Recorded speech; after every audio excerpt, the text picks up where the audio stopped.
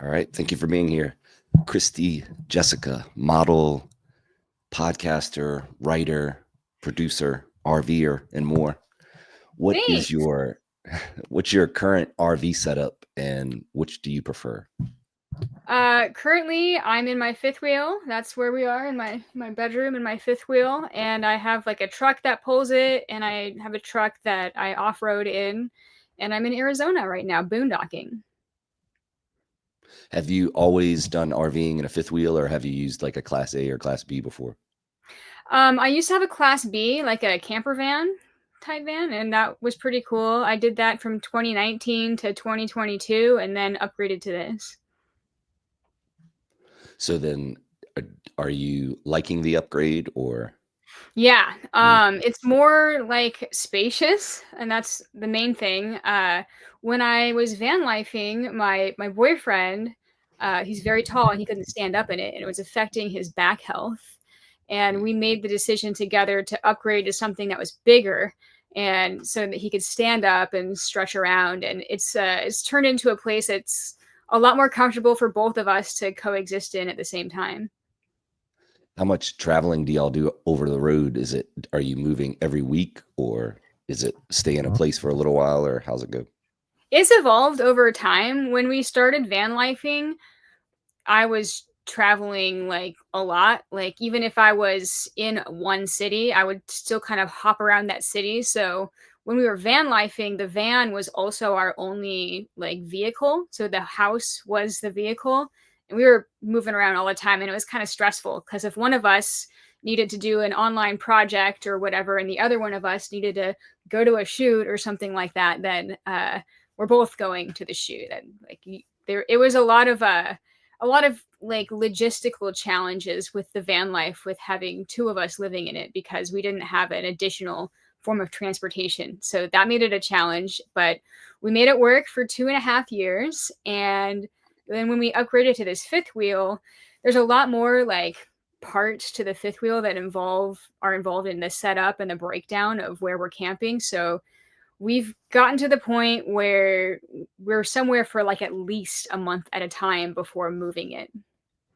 Wow. Okay.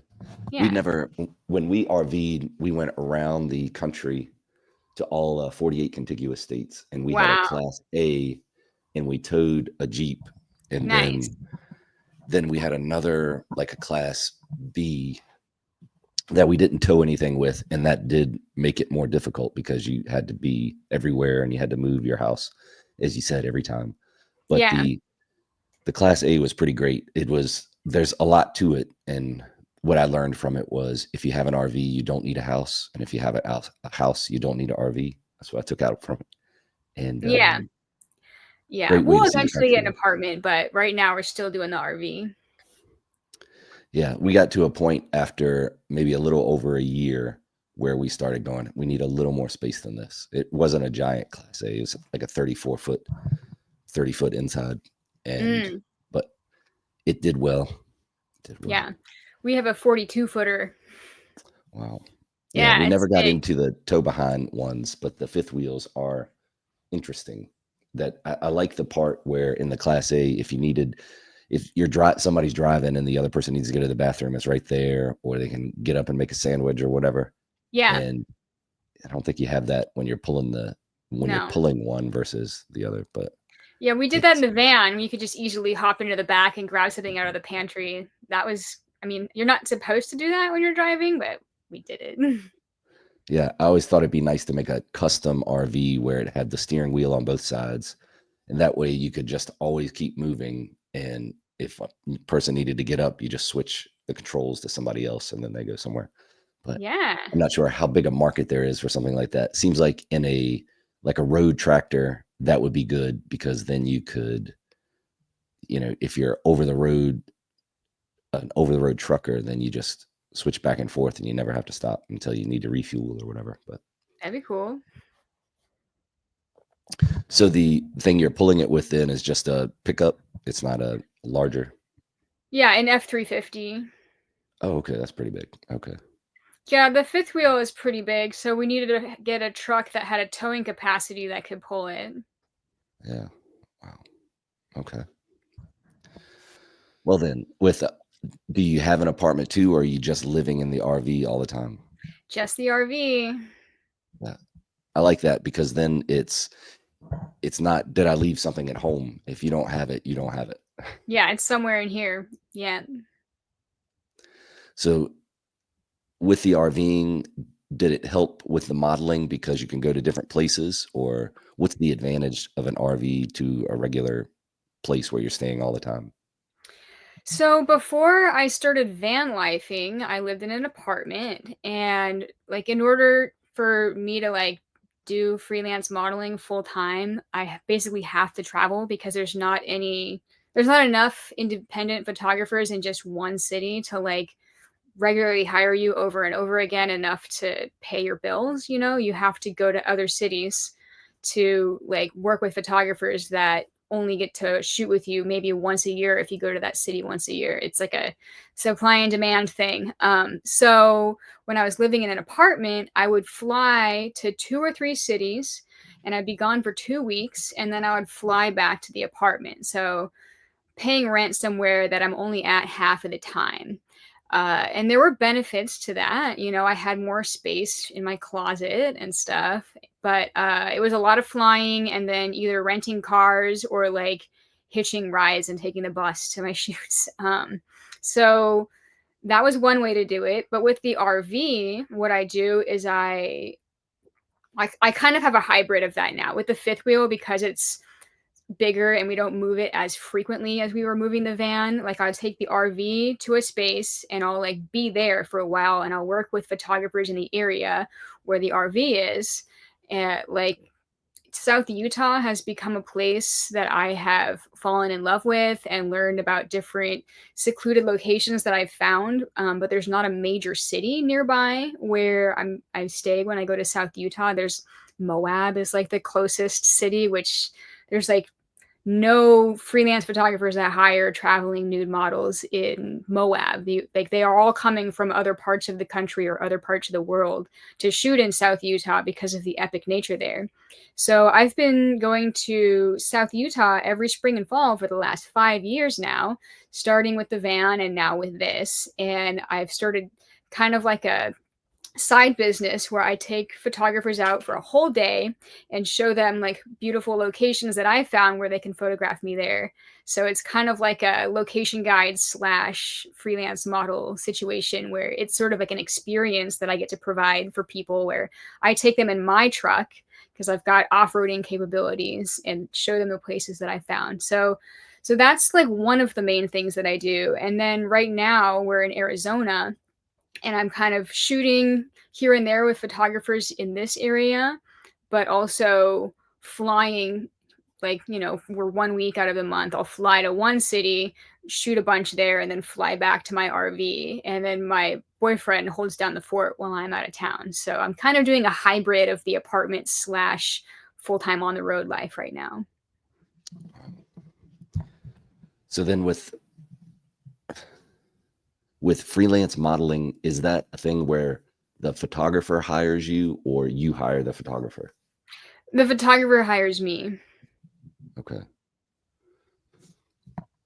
And then is that how you do freelance modeling since you started? It's stayed the same the whole time?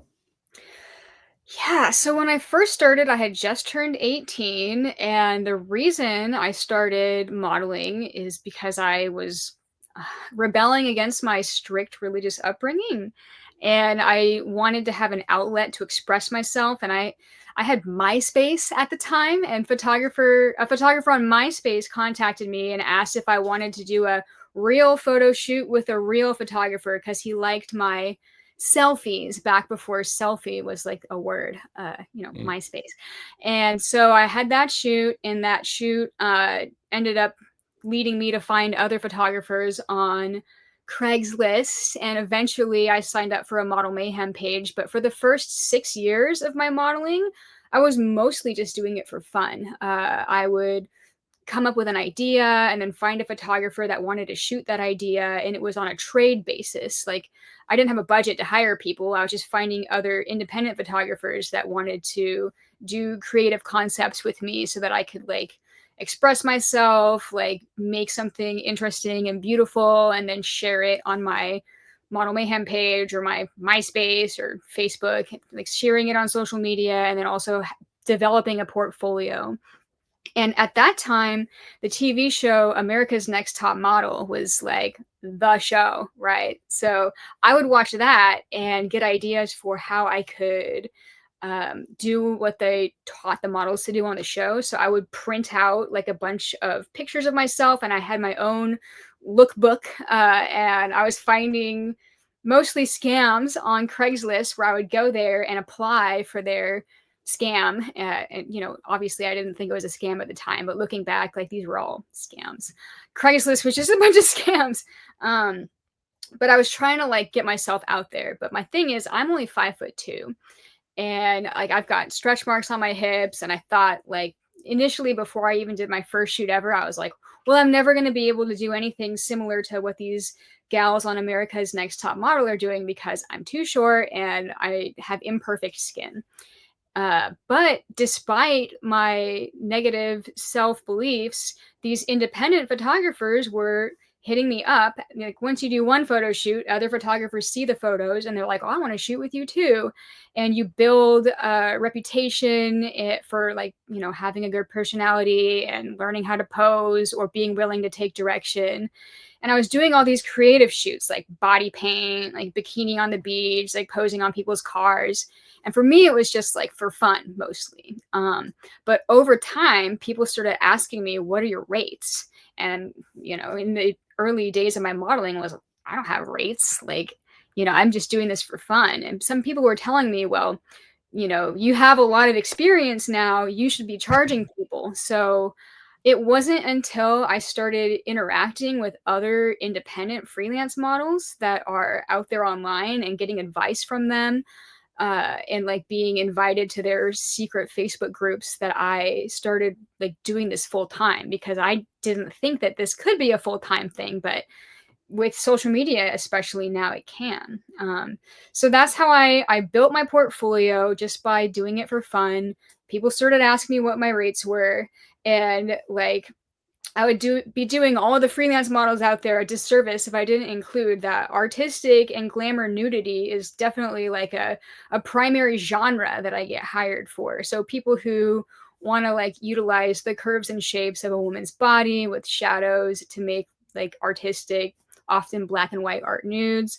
Or like people who are fans of Playboy style photography that want to like, you know, kind of recreate that type of imagery, are a lot of the clients that I have that do photography. Many of these photographers that are hiring me also have like some other main job that is like their bread and butter, like they're an engineer or they're a doctor or they work at Microsoft or something like that, and photography is their creative passion.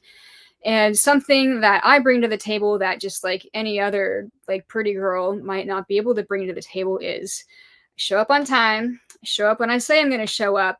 I have a good attitude. I'm able to understand the photographer's gear and how to pose with their lighting for their specific like focal length of lens, and like and whatever angle they're coming at me. Like my specialty is in posing. So having those skills like alleviates the photographer's need to know how to pose somebody, because the effort in getting the model to do the pose that you want to do is often like the biggest challenge of any photographer when they're photographing a person.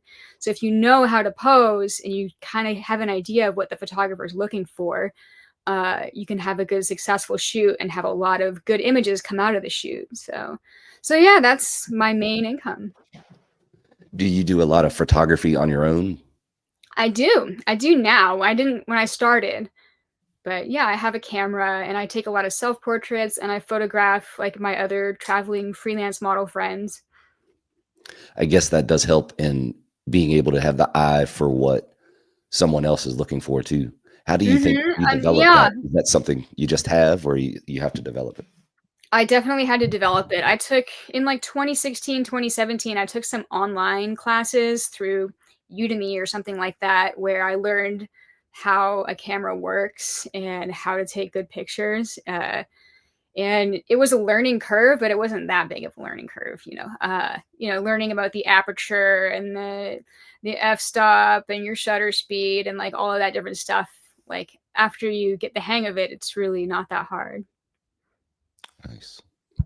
So then do you also sell photos that you take yourself that are just nature or whatever? I do. Yeah, I do a lot of self-portrait sessions. It's kind of like one of my creative outlets where I'll find a location, I'll come up with an idea, I'll shoot some self-portraits, and then I have a Patreon that I share like photo sets and behind the scenes videos. And I also have an OnlyFans where I sell these photo sets and behind the scenes videos. And how did that, at what point did you put together the posing book? Oh my gosh. Put the posing book together around 20, I think photographed it in 2015 and it came out in 2016.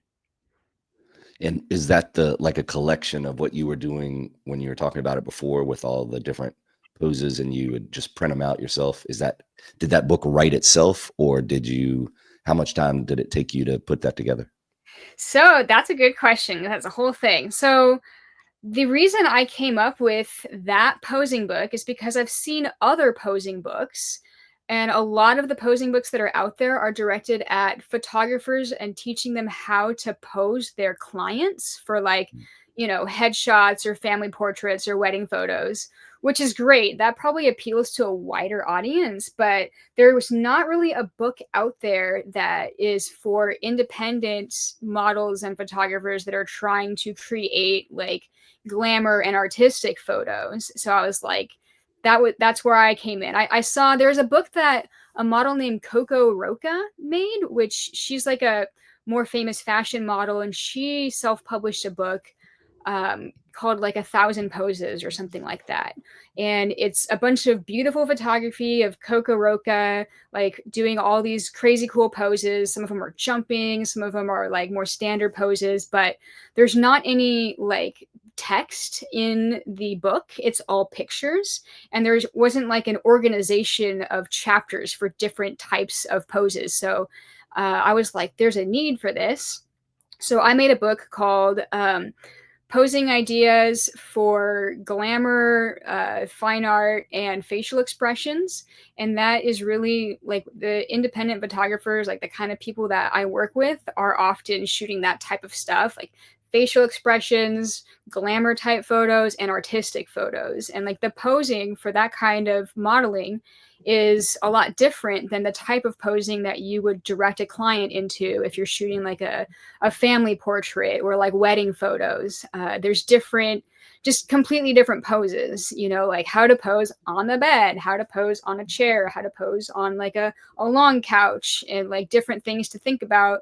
Like if you're sitting on a chair, your ass cheek is flat on the chair. So there's like ways to position your body to make sure that your butt has that round curve, because photographers are looking for that curve when they're photographing like glamour and fine art type photos, just things like that. So I included text that goes with all these different photo sets and like descriptions of how to like model from pose to pose, where you're flowing from one position to the next without having it have to just be this one staged pose and you got that shot and then going on to something completely different. Like there's a flow for posing for artistic and glamour models that's different than what you would be doing if you were photographing like family portraits or wedding photos or even like headshots for your business.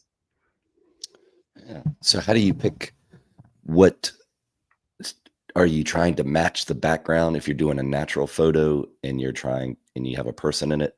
Are you trying to find some similarities between the shapes and curves, or are you trying to offset it one different against the other?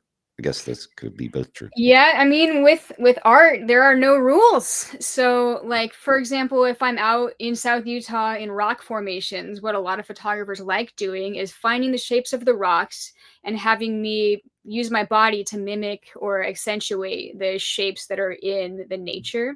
Or you could be like taking on a character, like I'm a wood nymph. I've got like a sheer like earthy tone fabric and I'm like one with nature. Like you can incorporate fantasy type themes, or like there's a lot of things that people come in with: experimental lighting, flash photography outside, like photographing light paintings after dark. Like there's all kinds of different things that you can do like with creative photography, where like photographing something that's more commercial is less room for creativity. Do you have any favorite types of settings or poses? Yeah, so lately I've been really loving outdoor nature stuff. That's why I keep going to South Utah. There are also a lot of beautiful areas here in Arizona where I'm at, with, like, driftwood trees and cactus and rock formations out here too. I've also fallen in love with underwater modeling, which is a lot harder than on land modeling, and it's its own niche and its own world with like a lot smaller market of people that do it. But it's a completely different look when you're underwater because everything moves differently and the light moves differently too. Yeah. Wow. Yeah, a lot more blue light underwater, I guess, Yeah, the blue than light and when you the gotta way that breathe. the sun hits the water reflects it onto your body differently depending on what the sun is doing. If it's cloudy, it's going to be a completely different look. And then your clothing, if you have like fabric or clothing or your hair, everything is more ethereal and like wavy and like a dreamlike sort of a look. When you are putting together a shoot, do you think about what you wanna do and then go out and do it? Or are you more of thinking about a place and how you can do a shoot at that specific place?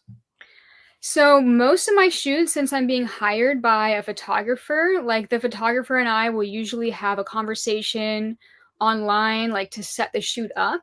And I'll ask them if they have any like types of images that they want, or if they want me to bring any sort of like accessories or wardrobe, or if they have any makeup or hair requests that they want for me. And I look at their pictures and I see the kind of photos that they've already shot, and I can kind of see common themes. If they like more happy, smiling, looking at the camera type stuff, or if they like more abstract, edgy, like weird poses type stuff. I can kind of get an idea for their style, like without even having a conversation. But I usually ask, like, what type of photos do you want to make? And since I've been doing this for such a long time, like I started when I was 18 and I'm 37 now, it's really easy for me to like catch a vibe, and to be able to like pull that off like when we're at the shoot. So like it's I guess one of my skills to like be the character that the photographer is seeking. And I'll take their feedback at the shoot as well if they have any like ideas or like expressions or like feelings that they're trying to like translate through the photos that they're making. And I would say that a lot of people do like the, pretty girl, like beautiful woman, like smiling at the camera type stuff, which I'm great at too. But that's not necessarily my passion just because it's so easy to do. It's not a challenge. I like being out in the weather, like on the sharp rocks, doing back bends and stuff. Is it from all that experience is what got you interested in podcasting, or how did that start? Oh gosh. So I had my first podcast I started in 2020 at the beginning of the pandemic. And it was mostly just kind of like talking with people about stuff that was going on in their life or challenges that they've gone through. And that was my way of connecting with people. And I had a video podcast too. I shot video and I had it on different platforms and YouTube, but like props to you for doing a video podcast because it's so much more work to edit the video and put that out and to do the recording and to like set up the lights. And that when I came up with the podcast that I have now that I've been doing for about 2 years, I decided for myself I wasn't going to do video just because it was a lot more work for the editing. And I sometimes don't have a good internet connection because of the nature of my traveling lifestyle. I don't know if I'm going to have a good enough web connection to stream video. Here, I've got 5G. I'm close to a city here. But if I was in Utah, I wouldn't be able to do a video podcast because the connection would be bad. So the timing for this worked out really well with where I'm at when you want to do the podcast. So the podcast that I have now, it's called Sunrise Life. It started because I was in a group chat on Instagram with like 100 other traveling freelance models. And the purpose of that private group chat is for us to like share information with each other about who's good to work with and who to stay away from. And we often share stories with each other. And in some of those chats, like some of these stories are kind of like funny or like, what the fuck? So can I cuss? Like, Yeah, that's fine. all right, cool. And somebody mentioned it would be just great if we had a podcast where we could tell our stories of like weird photo shoots that we've had or just like interesting experiences so that other people could like be in on it or like be entertained by the stuff that we go through. And at the time, I was like wanting to start another podcast. This is about 2 years ago. And I was like, I'll do it. So that's when I decided, all right, I'm going to come up with a new podcast where I'm interviewing other models. So it's social for me. I get to connect with people and like have a conversation and ask them to tell crazy stories. And so it's an enjoyable experience. And I just decided like if I was going to make this a consistent thing, doing it with video was for me going to be too much of a challenge for the editing part. So it's just an audio podcast, but that's okay. It's an enjoyable experience for me and it connects my community together and I get good feedback from it. So I'll keep doing it. What kind of what's the technical side of it? How do you record it? I record it. There's two ways, depending on if the person has an iPhone or not, because I started my podcast on Podbean. And Podbean like has a lot of features where you can use their royalty-free sound effects and music, and it can sync your podcast episode to like Spotify, Apple, iHeartRadio, and like all the platforms. You just record it and like share it within Podbean, and it'll sync the show description and the thumbnail and everything at the same time. So that's convenient. And you can make your little website through Podbean. And so Podbean hosts my podcast, but like the app to record within Podbean seems to only work on iPhones. Even though sometimes a Samsung user has been able to do it successfully, it's often glitchy. And if the person doesn't have an iPhone, I just set up to record it through Adobe Podcast Studio. So just through a computer, like a web link, and that always works if they have a computer. They can't do that on a phone. So I just ask them what their like devices are, and then I set it up that way. And if I record it somewhere else, I can still like post it on Podbean. I just have to like edit it. I always import it into Adobe Premiere to like chop out the ums and add my effects and everything. And Podbean actually has like an AI audio improvement feature where they'll like improve the audio quality using their AI. Sometimes it works really good and sometimes it makes it sound bad. So I don't always use it. Yeah, the AI stuff is in the practical use of it. I haven't. It's okay, like if you put it in there to do clips and things like that. Yeah. And you probably got like a 50% success rate on what it picks versus what you go, yeah, this is good or this is not good. So yeah. With podcasting, how do you schedule your guests? How do I schedule them? I mostly find people through Instagram and I'll just DM them and say, hey, do you want to be on my podcast?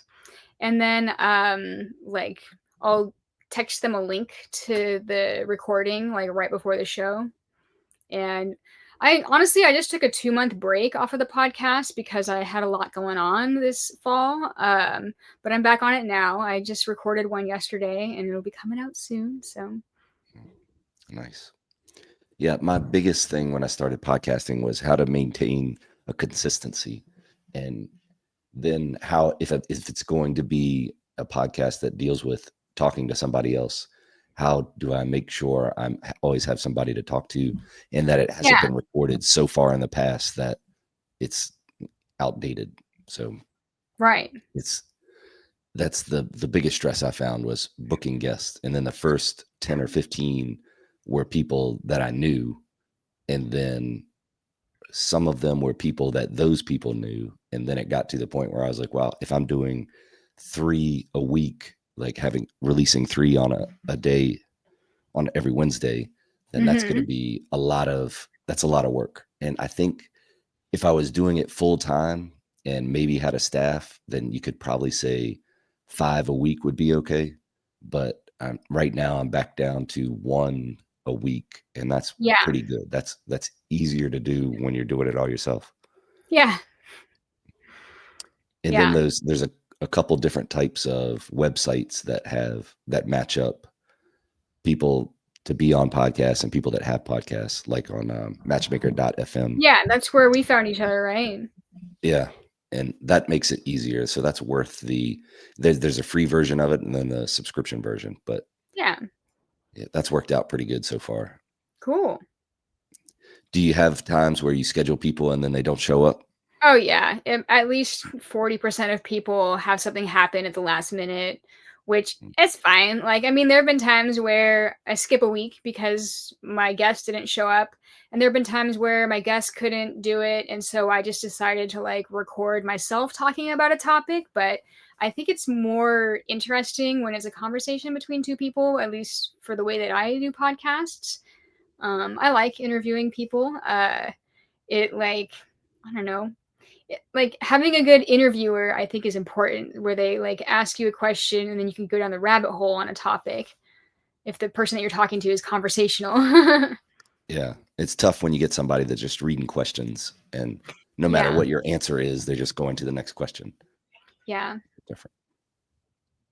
What is your goal with podcasting, or how long do you think you'll be doing it? Do you see an end to it, or is it just something you're taking a month or Well, a initially week I at a time? first started this podcast because you know, I've heard that podcasting is like the one like type of media that isn't oversaturated. Like YouTube's oversaturated, Instagram's oversaturated, TikTok's oversaturated, but people can listen to podcasts while they're driving or while they're brushing their teeth or whatever. So like and it's kind of untapped, like as far as the potentiality of it. It's not totally oversaturated yet. And also like a lot of people start a podcast and then they think it's going to go great and then they give up. So like the ones that stick with it and keep with their consistency and their quality are the ones that end up having a good following. And so that's what I'm trying to do, is like build a following, and basically have it to like show what our lives are like and talk about like issues that like us freelance models deal with, and also to relate to the general public about you know I mean, when you think of the word model, like one of the first things that people think about is somebody who's stuck up, or that like is untouchable or like not relatable. Like I think a lot of people assume that based on like you know TV in the past and like magazines and like America's Next Top Model, and like there's a preconceived notion that people who are models are not relatable. But in my experience, a lot of the people that I've met through doing this are extremely relatable, and have good and interesting ideas and amazing stories. So like just getting those out there and like bringing a personality to the person that's in the pictures is like the purpose of the podcast. And a lot of people have DM'd me privately on Instagram to let me know when they found the podcast and they thought it was super interesting, because they didn't know that XYZ model that they had been following on Instagram had that personality. And it's interesting to kind of feel like you know them through listening to their episode, because otherwise we're mostly just like pictures. Yeah. Is that part of the reasoning you did the documentary? Yeah, the documentary, that too, that incorporate the personalities of the people who do this type of work, but also the documentary. That one of the main reasons I started that was because so many people that when I told them that I do modeling for a living, they would always ask me, "Oh, what agency do you work for?" Or like, what shows are you in? Or like, where are you featured? And so the idea was that in order to be a model, you had to have agency representation, or you had to like be working for some clothing brand or some kind of like commercial brand. And the freelance modeling has always been lesser known because there's not like height requirements, like there's not agencies that are the middleman that book models to work with photographers. And we're not necessarily advertising products. Influencers today are advertising products on a freelance scale, which is a lot of freelance models are also influencers, but not all models are influencers, and not all influencers are models. Like a lot of them are just people that travel or whatever. So when I made the documentary, I started filming that in 2013, right? That was at the beginning of me being a full-time model. So I had just started traveling for modeling. And, I had recently been fired from my job where I worked at a restaurant. And I was having a struggle with like every time like a family member at Christmas was asking me what I do, I like was trying to explain to them like how model mayhem works, how social media works, how we stay safe, like why we're getting paid, like where the pictures are going, because all of those are like confusing to people who aren't like already in the industry. It's kind of like a big unknown. So the reason I made the documentary was to share all of that information, where like people could see what the difference between agency modeling and freelance modeling is. And interviewed a lot of people, a lot of other photographers and models and people on the street about like what their thoughts were on like freelance modeling or nude modeling in general. So it was a fun project.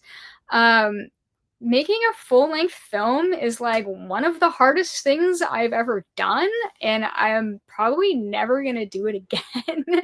um, yeah, yeah, I really enjoyed it. I'm really happy that it came out, but it was a shoestring budget back then, and it came out really well, but it was definitely a huge learning curve. Well, that's probably what keeps it interesting is you're learning all these new things about how Yeah. to be creative and get art out there. What do you think, or based on all this on your life, do you have a definition that you either think about or are refining for what art is? When I was a little kid, I knew that I wanted to be an artist, but my parents told me that that wasn't a money-making career and that I had to pick something else like doctor, lawyer, whatever.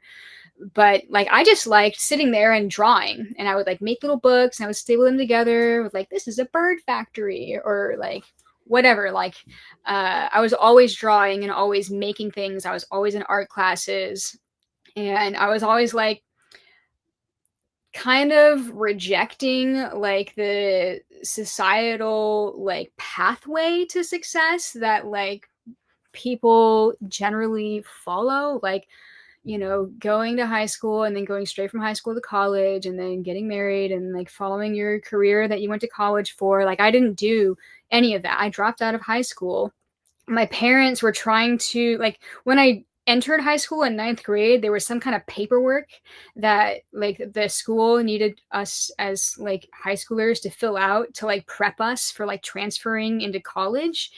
And like I didn't know what career path I wanted to follow in college because I was like, well, I just want to be an artist. I don't even know what that means for myself, but like I don't want to continue going to school after high school. I was like an outcast. I was a weirdo. I did not really have friends at all in high school, and I just wanted to get out of there.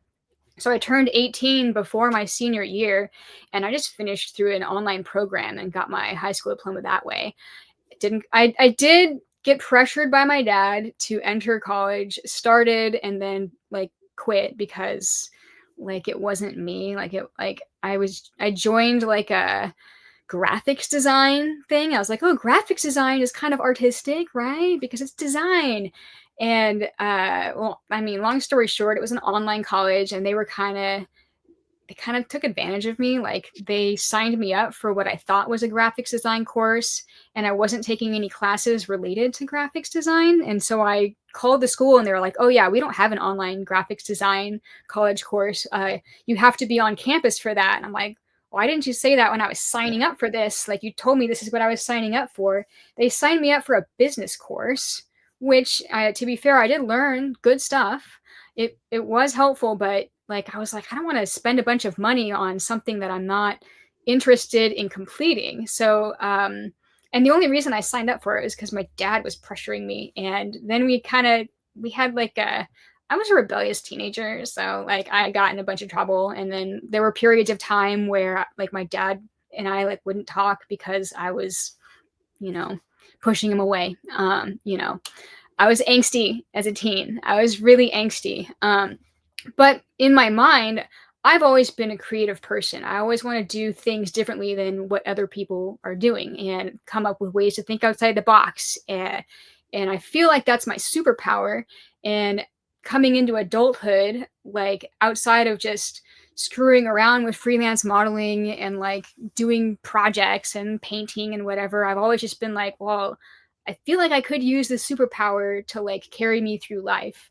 And so far, it's been working. Like, I always have side projects and I'm always trying to like learn new skills. Like, I'm a drone pilot, I do drone videos, I've done YouTube, I've had YouTube online series, and I've done photography, and like I've done all these little skills. And then with RVing and van lifing, I've learned a lot of like mechanical and electric skills for like how to wire stuff, which that's not my passion, but I've done it. So like I've kind of like used my um desire to like absorb knowledge to like get me through life, and it's been helpful. Like, even like learning how to use a computer, like, and then learning how to use certain apps and stuff. I feel like having a creative mind makes it easier for me to like troubleshoot like how to navigate life as an independent person that doesn't have a W-2 job. So to me, like, I mean, to some people, being a nude model is just like the easy way out or whatever, which like that makes it seem like what I'm doing is easy, which it's not. There's marketing and social media and like a bunch of these other things that are like unpaid work that is unseen to people because they just see the pictures, right? But there's all this behind the scenes work that you have to do in order to be a freelance model. It's a whole lifestyle if you're doing it full time, especially. So I do view my life as an artist's life, and I don't believe that a person has to have a college degree in art in order to be an artist. I don't think you have to have like any education at all to be an artist. I think you just have to be creative and like express yourself creatively. And honestly, like, your art doesn't even have to make money like to be art. So that's a topic I could rant on for a while, but I think that being creative and expressing your creativity, no matter what it is, like it could be painting, it could be dancing in a field or whatever, as long as it's a form of self-expression. I agree. I think the biggest reason to seek out education about something, whether it's formal education or just reading a book about it or talking to Mm-hmm. someone else about it, is just to get that knowledge that they had, that maybe in the painting world you have to know this certain way to do this certain brushstroke to get this Yeah. look, and that would be useful for somebody to say this is a way to do that, so you could go, Mm-hmm. oh, okay, well, that it would have taken me years on my own to figure that out, but now I'm ahead of the Yeah. game now because I know how to do that. So I think that's how people would look at a posing book too, is they're like, I want to be a model, but I'm not sure what that entails, and then they can pick up a book like yours and go, oh, okay, this is good. This is getting me on my way towards where I want to Yeah. go. And Right. Exactly. maybe that's what college was or is supposed to be, but it does seem like it's fallen off from what it was supposed to be. Yeah, I'm not trying to like say college is not worth it. It just wasn't worth it for me. Like, my whole school experience, starting in preschool and ending in high school, was like, yeah, I learned stuff for sure, but socially, like, mentally damaging because of how uncool I was and how being in a group setting like a school is not, it's not, I prefer small groups of people, like one or two people to hang out with. And if it's more than two people, then it's a crowd. And school is just the cliques and everything. Like, I don't know, it was not my vibe the whole time, even in preschool. Yeah, I do wonder how important high school was for forming, or primary school is for forming a person's brain and how they deal with society versus after you get out of it, the farther away you get from it, the less it seems like it mattered at all. So, Hmm. but if you put, if even if you take older people and you put them back in that setting again, I think it's going to happen the same way it was before. Right? So, I don't know if it's just a social thing or what.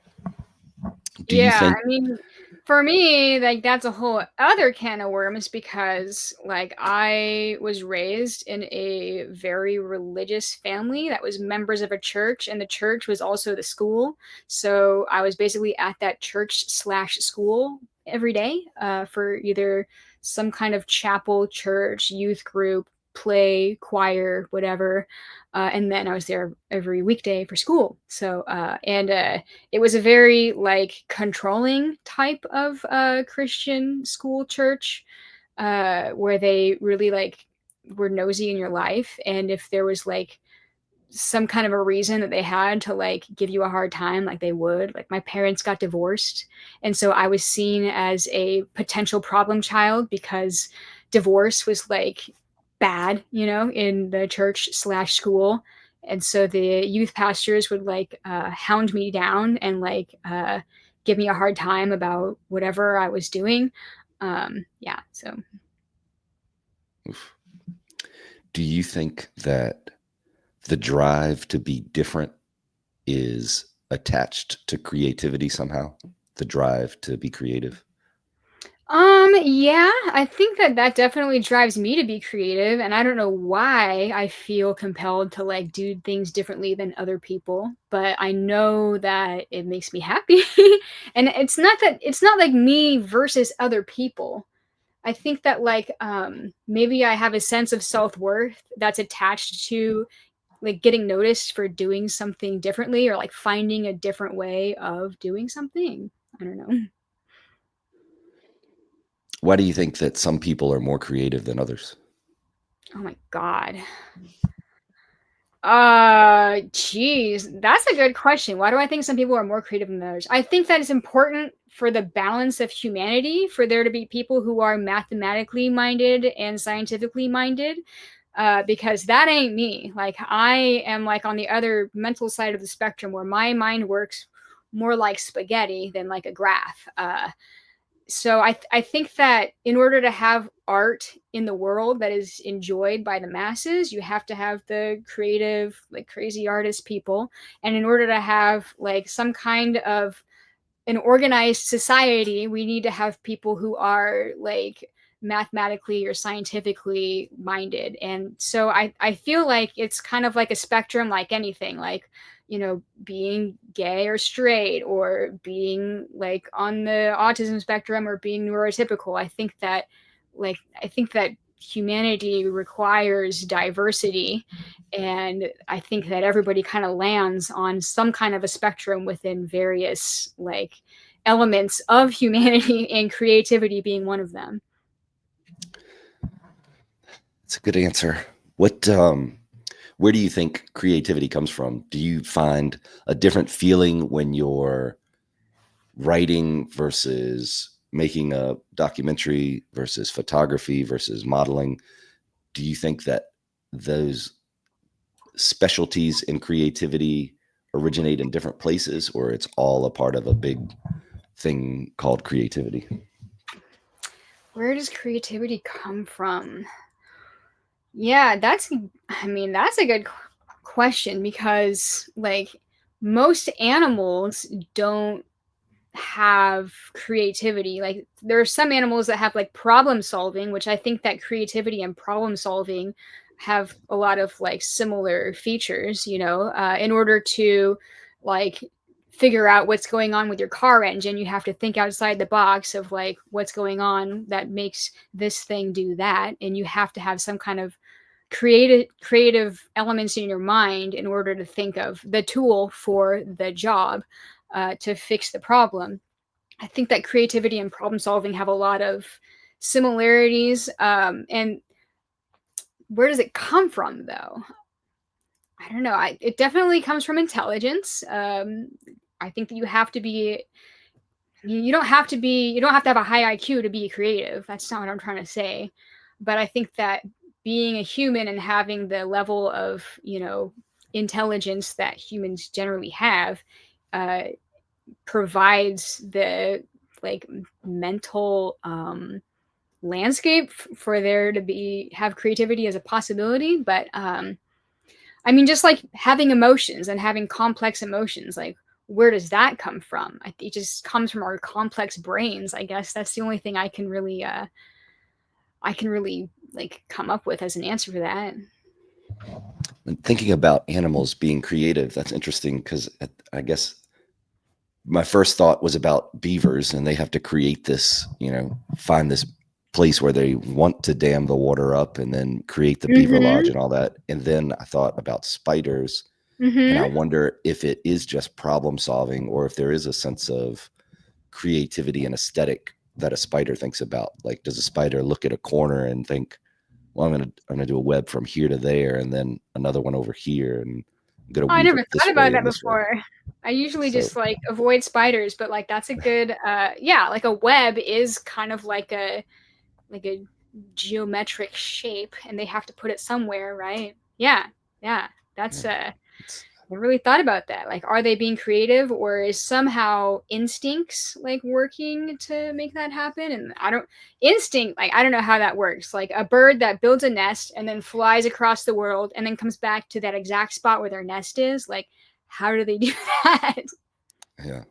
Yeah, I did think about birds after spiders, and then thinking about the different types of nests you can see that birds make and whether they're in trees or if they're in the ground, and then started thinking more about bird songs and where do they come from for them? Is that just something they hear and they repeat? And how is it different from us?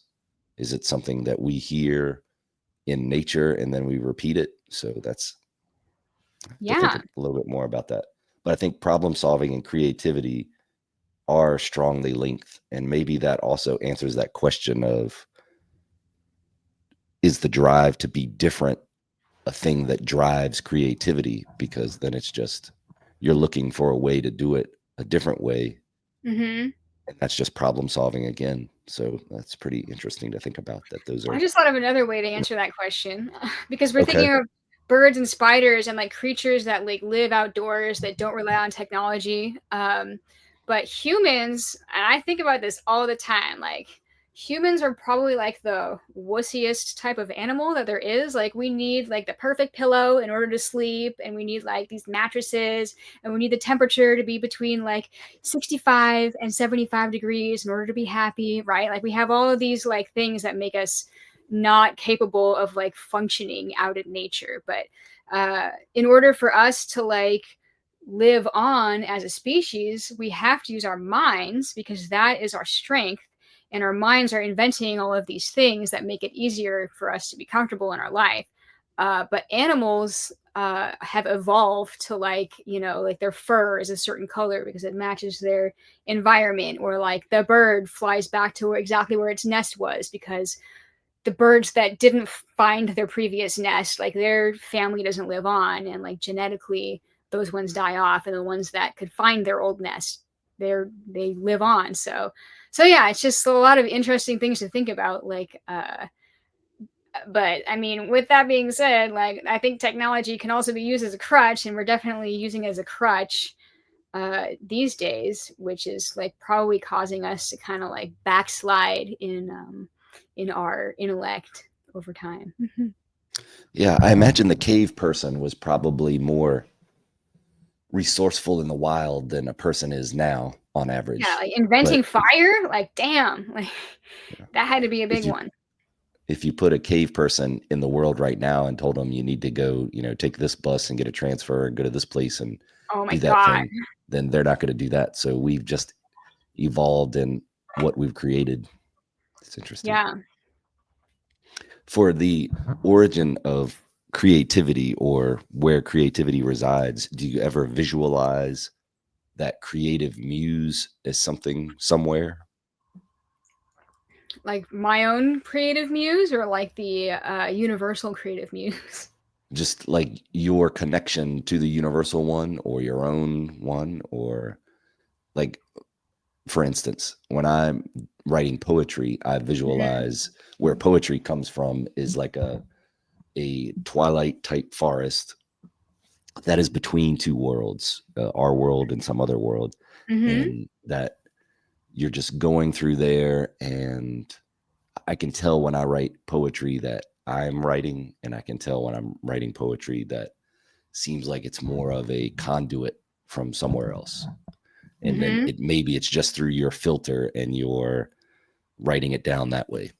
But Yeah, where is it that coming feels different from? for me for regular writing. It feels different for me for photography and other Mhm. things. But Yeah. Like photography is definitely more of a technical hurdle that I incorporate with creativity. I think that like depending on how I'm feeling at the time, I'll engage in certain types of creative activities. For example, if I want to be soothed, I don't want to do anything that's like mentally challenging. I'll go into Lightroom and I'll edit pictures because for me, editing photos is creative as well, and it's easy for me to do, and I have like a system for it, and it is enjoyable and it calms me down. So I have like it's a creative soothing experience for me to do that. If I'm writing, like I try to journal every morning where I'll just kind of like spew out my thoughts. It is a safe space for me to be like sitting by myself with like no noise happening. Maybe I've got my coffee there. It is sort of self-soothing, and there's no rules, like especially if I'm journaling and I'm not planning on publishing it, I'm just kind of like mental diarrhea all over the journal. And it feels good to just put my thoughts into words because as I've learned through various like self-help books and life coaches in the past, the act of writing, especially if you're not planning on publishing it, just taking your thoughts and putting them on paper physically gives your thoughts some kind of value. Because if you took the time and effort to like make your thoughts that were just in your head into like a physical form, that gives them some kind of a value or merit just to you, even. But it over time, like, builds up that self-love where like you actually value your own thoughts instead of just like throwing them away and like ignoring them. So a lot of the creative things that I do for myself are therapeutic. The things that I post on Instagram, like photos from photography or whatever, sometimes it's like a photo that I'm sharing along with a caption, and the caption was more creative than the photo itself. Sometimes it's like I wanted to share some kind of like technique that I came up with or whatever with like the photo that I made and share it. So I like sharing the ideas that I came up with. But when it comes to like something that I created that like I feel like really connected with, like that doesn't happen every time I shoot self portraits. Sometimes I'm trying to do something and it doesn't come out the way that I had visualized it. But when I see something that I made that came out in a way that like connects with like the thing that I was thinking when I did it, I'm just like, I don't know what it is, but it's like, yeah, that's the thing. And then that keeps me, it's I guess a dopamine hit that I gave myself in some kind of way without even posting it or like sharing it with other people. And it makes me want to do more stuff like in that zone in the future, like even if it never gets posted or like nobody even sees it. Like if I made something, but when I looked at it I was like, that's the thing. And I don't have a good way of describing that or coming up with like a definition for that or whatever. I just know it when I see it. yeah, I think I feel that way when when either you write a certain thing and then you reread it and you're like, oh, that's pretty good, or a picture or whatever, or an idea and you get it out somehow. That maybe that's that creative force that's saying, hold on, look right Hmm. here. And then you Yeah. go, oh, yeah. And they're like, okay, now expand on that. And it's just trying to communicate with you somehow, whether it's something from somewhere else or your own brain that is just trying to work through something. I think that's why writing helps and drawing helps, because it helps you think. Because who knows what's going on in your brain and how Mhm. all those connections are being put together. And then if you get it out in words, then now you can understand it easily in words. And if you put it in a picture, now you're capturing that in a picture or a Yeah. drawing or photo or whatever. Mhm. Yeah. Yeah, exactly. I think part of that living a creative lifestyle is being able to understand when that feeling of creativity hits for whatever modality it is. Then that's when if you're in a 9 to 5 job, it's hard to be able to drop everything and then follow that. But if you're in the creative lifestyle, then you can say, well, I was going to write, but now I'm looking out the window and I see this light hitting this thing that way. So I'm going to go do that right now. I'm going to go take these pictures, or I have this idea and I'm going to paint this thing. That oftentimes life for survival gets in the way of that exploring creativity. And maybe that's Mhm. why humans express, or we seem to express creativity more than other animals, because we're less worried about surviving than we are about thinking.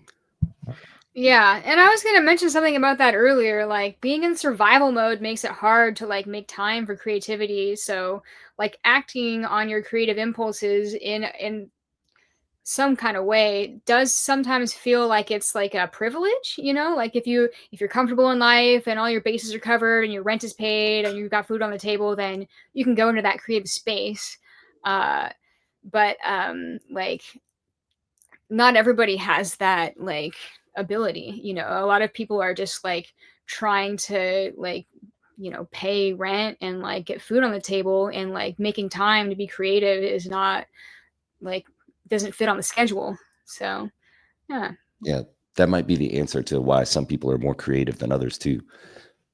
If when you were younger, you didn't have it stamped out of you through whatever Yeah. society does to get you to stand in line, but Yeah. just because you don't have the time to do it, and then when you do, you just want to have that break of not do anything. Yeah. So you're trying to reset your mind versus explore it. Yeah.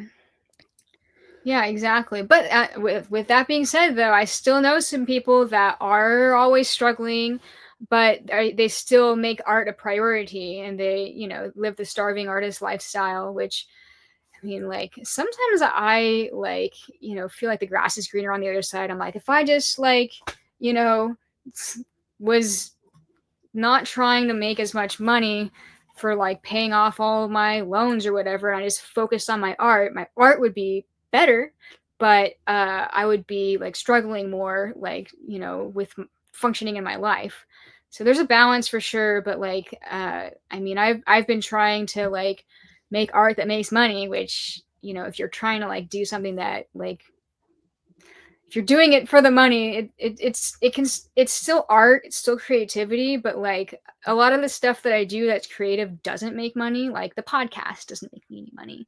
I had one sponsor that made me a little bit, but it was nothing like significant, like to be able to pay any bills or whatever.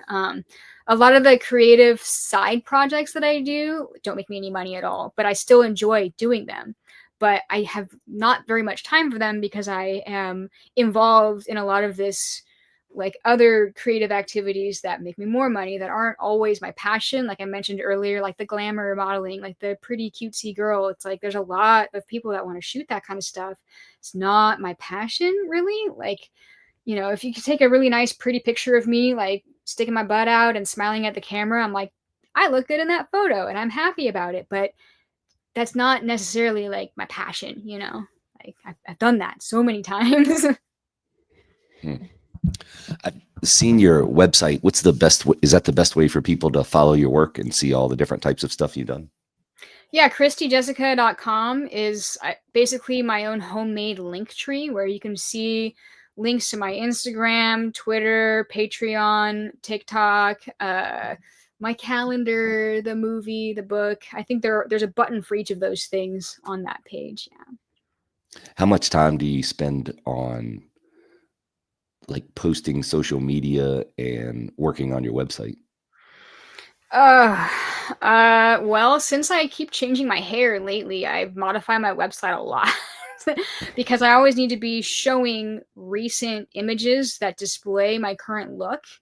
And like 3 weeks ago, I was blonde, and now I'm a redhead. So I'm like, okay, I got to start like adding my portfolio with more images that like show what I look like, because it's a marketing thing as well as like a creative thing. How much time do I spend though? I mean, that's a loaded question, because a lot of the stuff that I post is self portraits, and like I either shot them or I also edited them, or I worked with somebody that gave me the photos so that I could edit them and post them, and the editing takes time. And if it's a video that I'm sharing, like coming up with the idea for the video, taking the time to shoot the video, and then edit the video, and then post the video takes time. I haven't calculated the amount of time, but I would say that it takes up a majority of my life.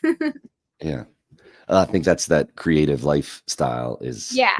you're always working, even if you're just thinking about it.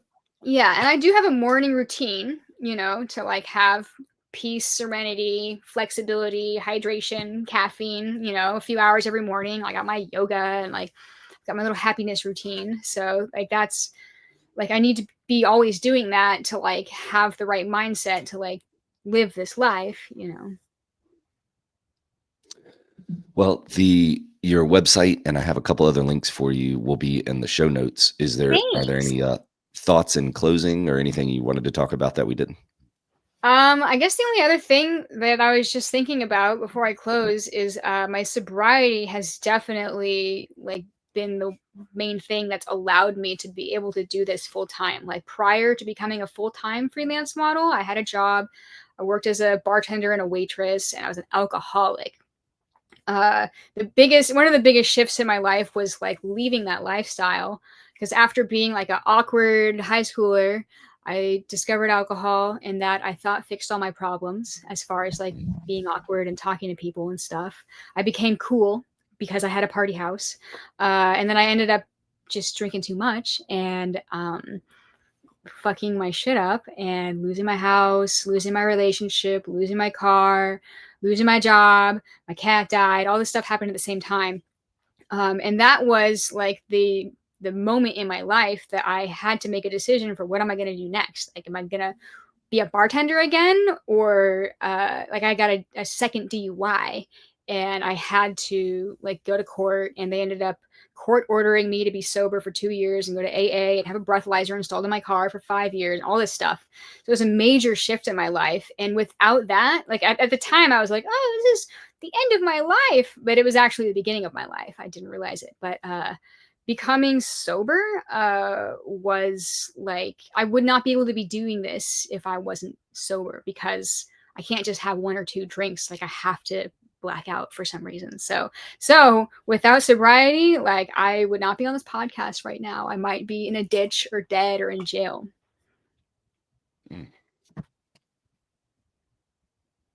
Yeah, I guess that goes back to the survival. You got to survive, and then be able Yeah. to check out the creativity.